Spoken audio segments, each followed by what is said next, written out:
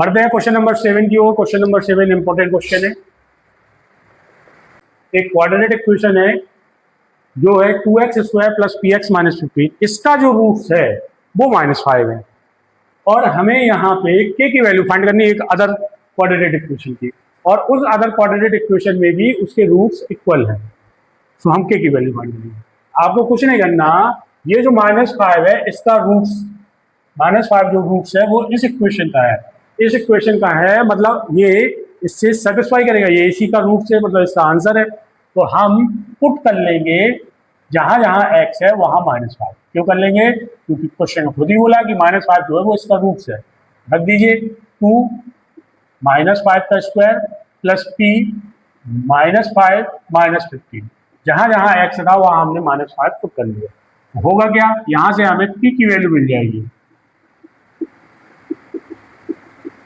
-5 का स्क्वायर 25, बाकी जगह तो प्लस माइनस माइनस, ये हुआ 50 -5p -15 इज इक्वल टू 0।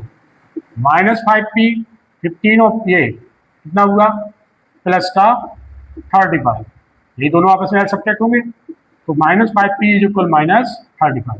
तो जो p की वैल्यू है वो हमें मिलेगी 7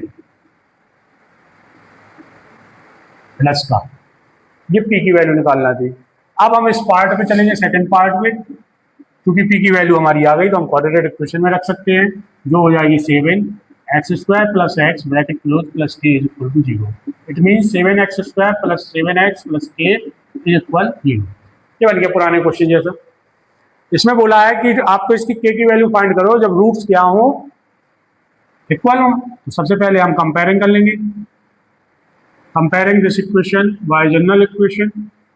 सो आपको क्या मिलेगा? आपको मिलेगा ABC। क्या मिलेगा? ABC। A कितना मिलेगा? 7, B कितना मिलेगा? 7 और C कितना मिलेगा? क्वेश्चन कह रहा है कि ये जो इक्वेशन है इसके रूट्स इक्वल है, रूट्स इक्वल है तो आप B क्या लेते हो?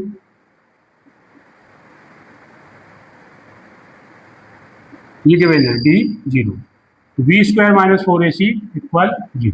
अब दीजिए वैल्यू, v की वैल्यू है 7 का square -4 into a into c is equal to 0। ये हुआ 49, ये हुआ 28 k इक्वल 0। तो -28 k is equal -49, k equal 49/28, minus minus cancel, 7 की टेबल से कट रहा, आंसर आया k equal 7/, this is our answer. Clear? तो ऐसे था ये क्वेश्चन नंबर 7। इंपोर्टेंट कैटेगरी में था, p भी निकालना था, k भी निकालना था।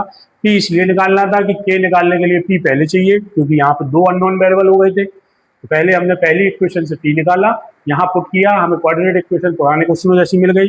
d हमें बोला गया था कि इसके रूट्स इक्वल हैं, तो हमने 0 लिया और d की वैल्यू ये होती, वैल्यू पुट की, सॉल्व किया और फिर आंसर निकाला। ये हमारा आंसर।